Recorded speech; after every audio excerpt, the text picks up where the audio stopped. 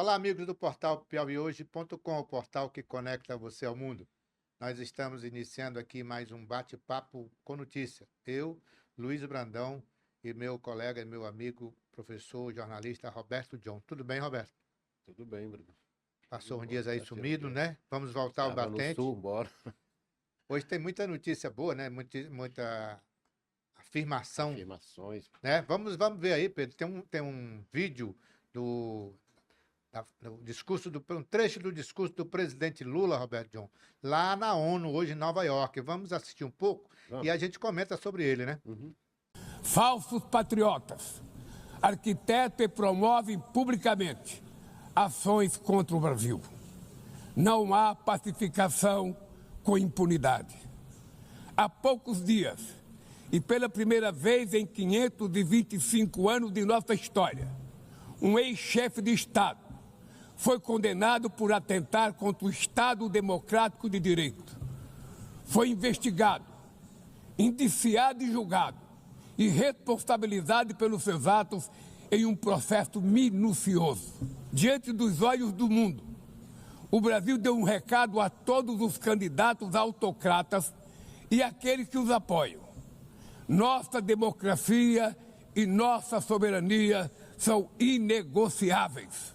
A voz do Sul Global deve ser respeitada e ouvida. A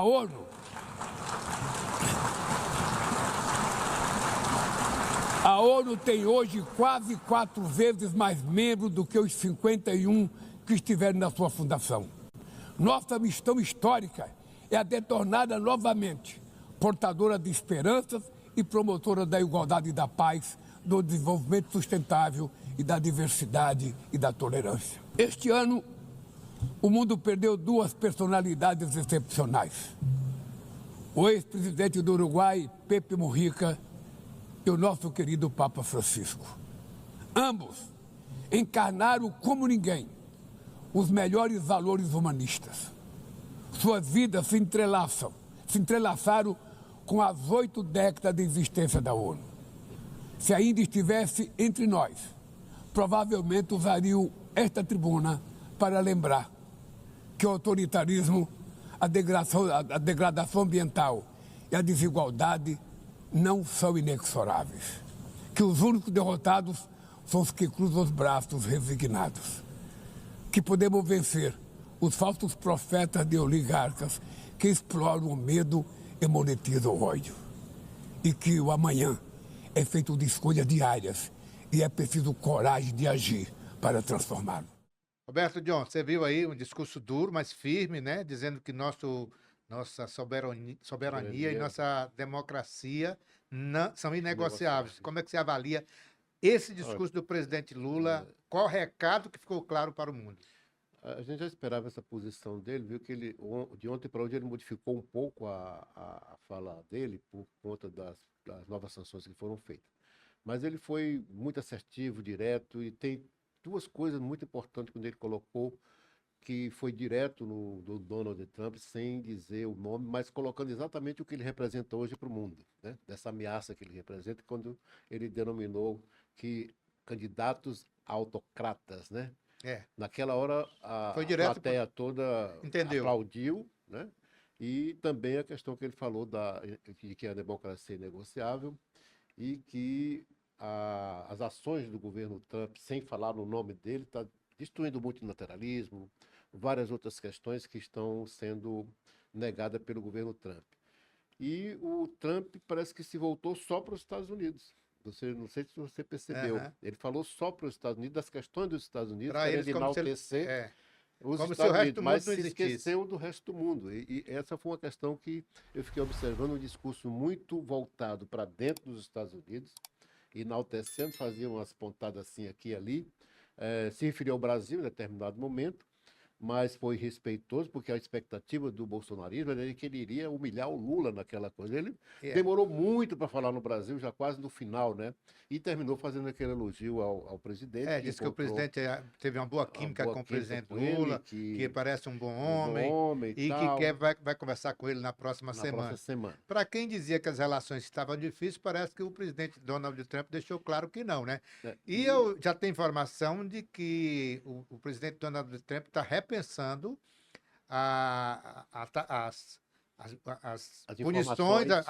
punições ao Brasil, porque ele já tem gente dizendo para ele que ele foi enganado pelo Eduardo Bolsonaro e outros emissários da extrema-direita brasileira com informações falsas sobre a democracia, sobre a justiça.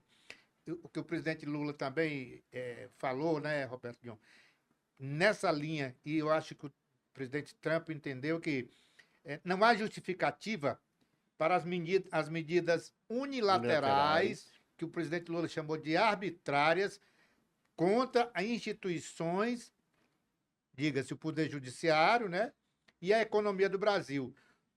Lula foi taxativo, disse o seguinte: a agressão contra a independência do Poder Judiciário é inaceitável. Foi um recado duro e direto em a defesa da justiça brasileira, do STF, em contrapartida, né? Em contraponto aos ataques que o STF tem sofrido por parte dos bolsonaristas e do próprio governo dos Estados Unidos. Desde o início dessa polêmica, as pessoas que estão mais lúcidas de análise internacional colocam que essa posição do Trump foi totalmente fora da curva do que é tratado nas relações internacionais dos Estados Unidos com outras nações, porque ele pegou um aspecto que não é verdade, a questão da taxação, que o Brasil não tem déficit com... Quem tem déficit é o Brasil com relação... O Brasil não tem superávit. Não tem superávit com ele. Isso aconteceu há muitos anos atrás, parece que ele recompôs os 50 anos de história e quer agora culpar o governo Lula como responsável por essa supertaxação que teve algum tempo atrás. Realmente houve um tempo atrás. Mas agora, de 10 anos para cá, o Brasil está perdendo mais de 48 bi, né, nessas transações com os Estados Unidos, perdendo assim, pagando a mais. Os Estados Unidos têm superávit comercial da balança comercial em relação ao Brasil. Então, não é verdade. E uma coisa importante que o presidente Lula fez foi a entrevista há 3 dias atrás no New York Times. Ali ele colocou todos os pontos, colocando clareza com dados bem objetivos. Foi um recado para o capital americano, para as grandes empresas. Não foi nem para o Trump, ele foi colocou, para o povo americano. Foi para o povo americano. Então ele esclareceu aquilo ali. E ali, eu acho que aquela entrevista no New York Times deixou o Trump um pouco na retaguarda, na defensiva, e não foi para cima, porque a expectativa do bolsonarismo é que o Trump ia para cima do Lula nesse discurso. Na verdade, Roberto, tem 2 coisas que me parece que fizeram o presidente Trump, né, presidente dos Estados Unidos, mudar um pouco o tom dele em relação ao Brasil.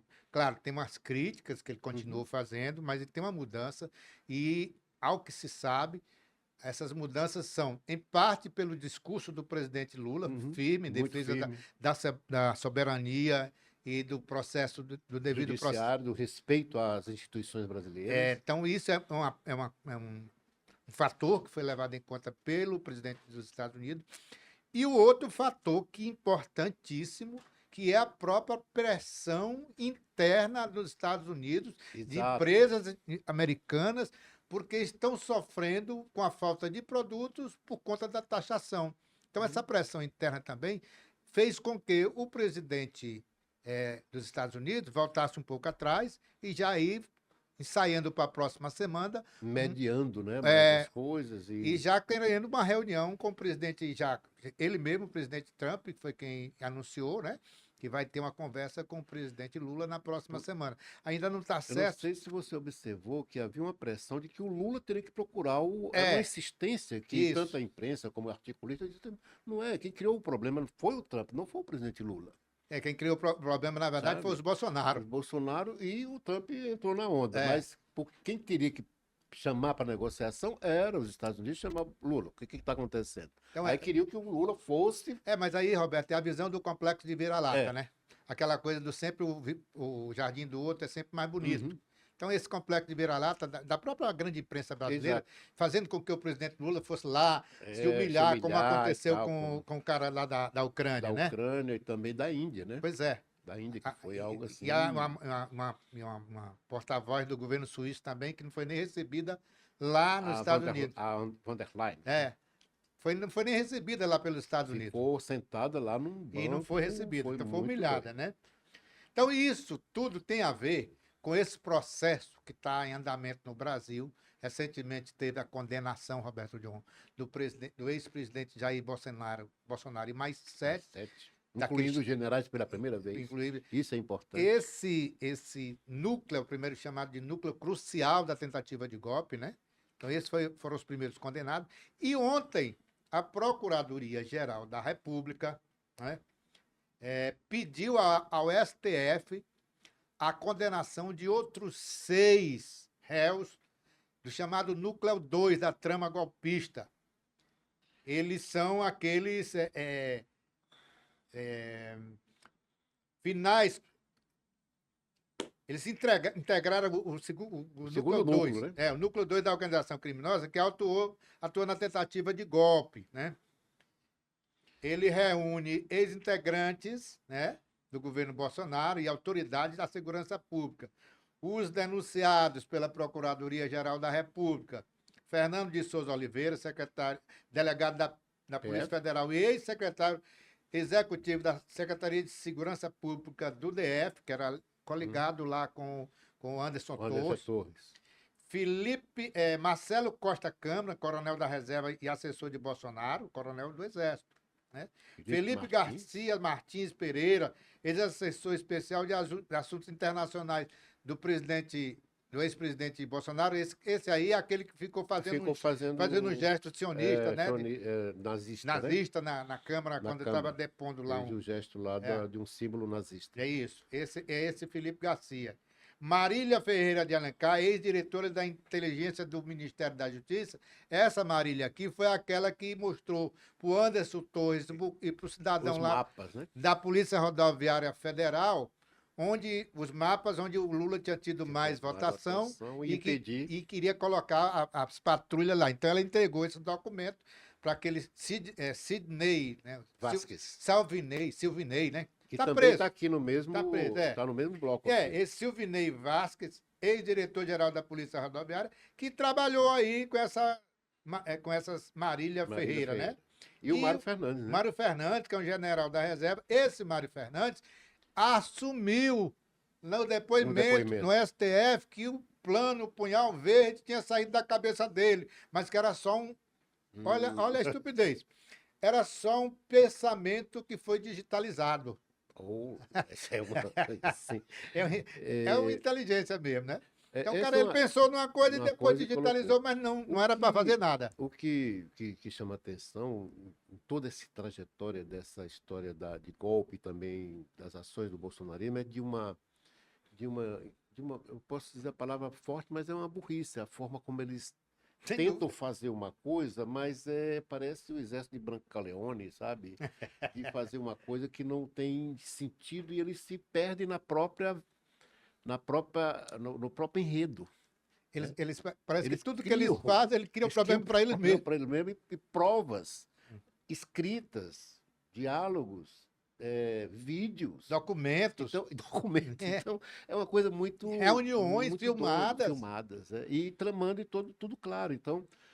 E usando os equipamentos que localizam eles, Localizam, inclusive. Então, essa visão que deram para o presidente Trump, por exemplo, foi totalmente equivocada e dentro de um padrão de mentiras, né? E que agora está sendo, inclusive, investigado realmente porque quando o dossiê que o presidente mandou para os Estados Unidos e entregou para a imprensa, mostra exatamente a certeza e a inteireza do processo, a rigidez do processo, a defesa, vamos dizer, a questão da defesa de cada um, não houve cerceamento de liberdade, não houve cerceamento de defesa. Então, a peça que o Alexandre de Moraes colocou está completa. O Não tem processo, como. com o devido processo legal, foi dado todo o direito de defesa. De defesa. O processo, foram ouvidas as testemunhas de defesa, de acusação. Os advogados se pronunciaram, não houve cesseamento de defesa. Então, agora, tem uma coisa interessante, viu, Roberto? Como o deputado federal Eduardo Bolsonaro, que está morando nos Estados Unidos, ele fala como se fosse americano, né?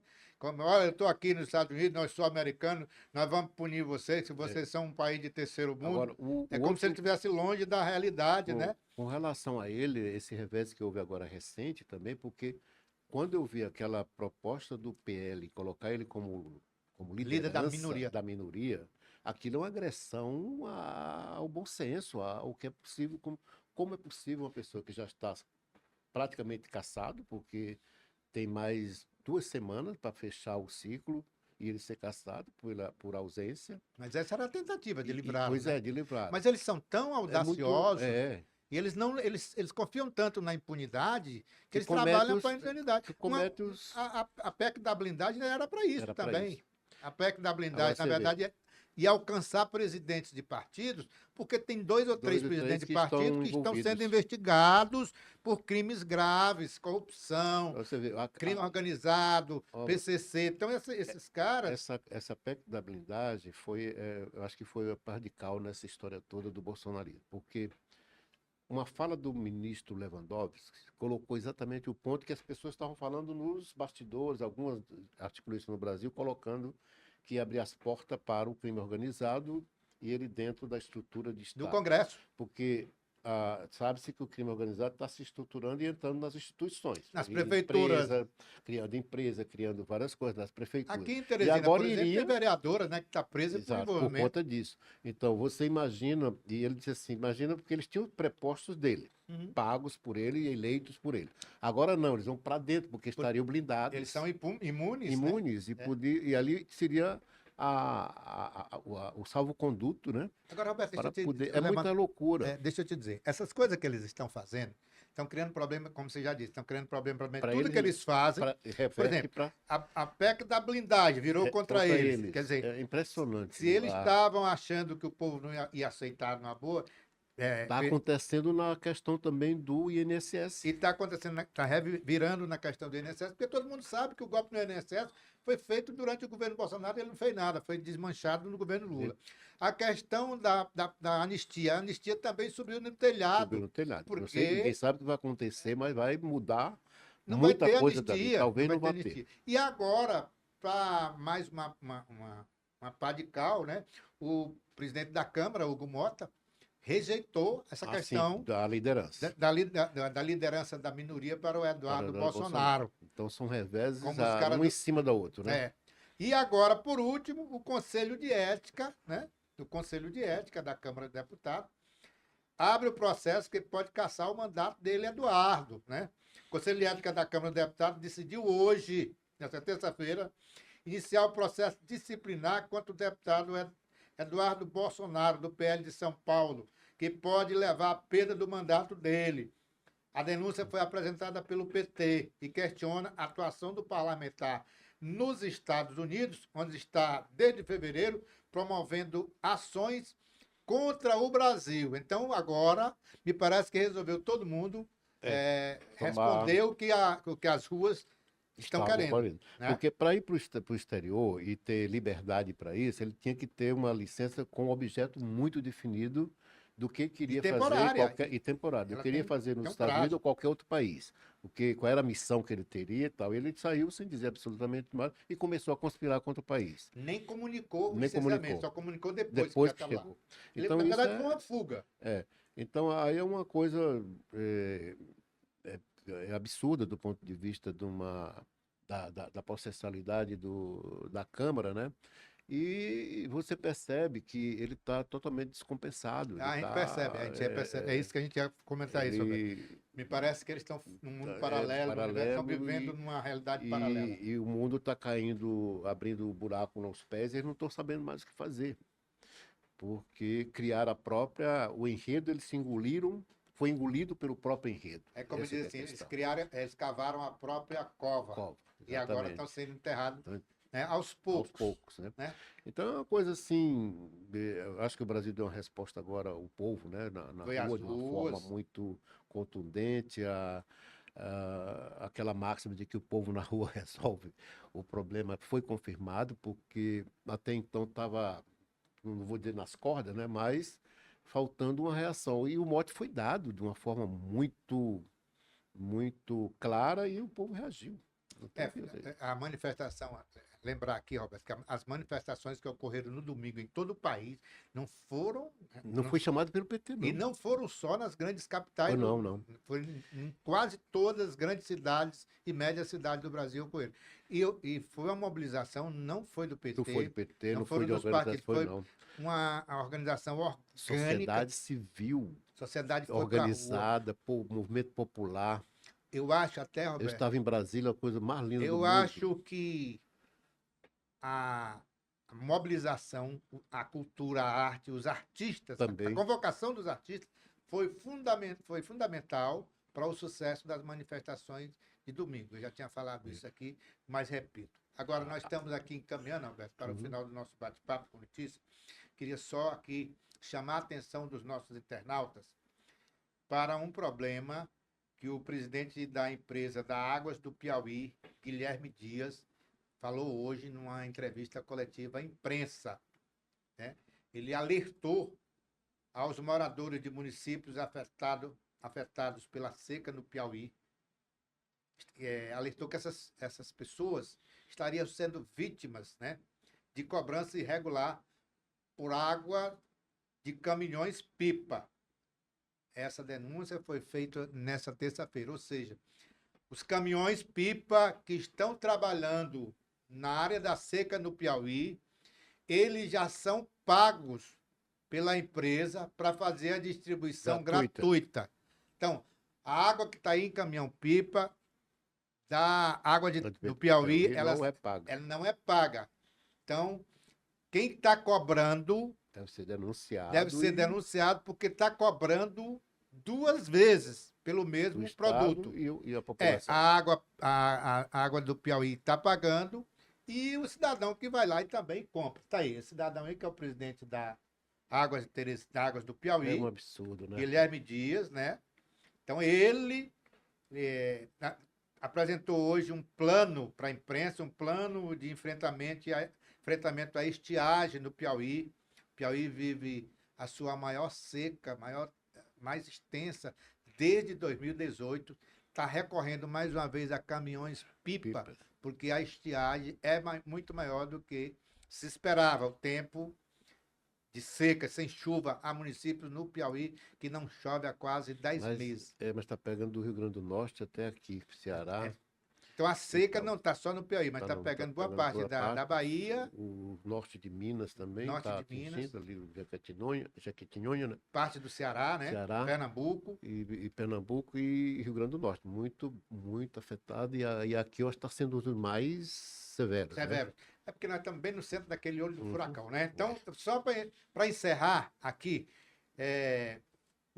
só repetindo aqui para os nossos internautas, o fornecimento de água nos caminhões-pipa é gratuito e qualquer cobrança irregular deve ser denunciada à Agência de Regulação dos Serviços Públicos no Piauí, Agresp, pelo telefone, anota aí, Pedro, o telefone 86, né, o DDD, 99520-4096, ou pelo e-mail ouvidoria@agresp.pi.gov.br. Colocar aí na telinha para os nossos internautas ficarem sabendo como denunciar quem estiver cobrando o caminhão-pipa na área da seca. Essa água já está paga pela Águas do Piauí, é o que diz o presidente da empresa, o senhor Guilherme Dias. Ficando por aqui, voltamos amanhã com mais um bate-papo com notícia. Obrigado, Alberto John. Obrigado também. E vamos amanhã vendo os desdobramentos de toda essa loucura que o país está passando, né?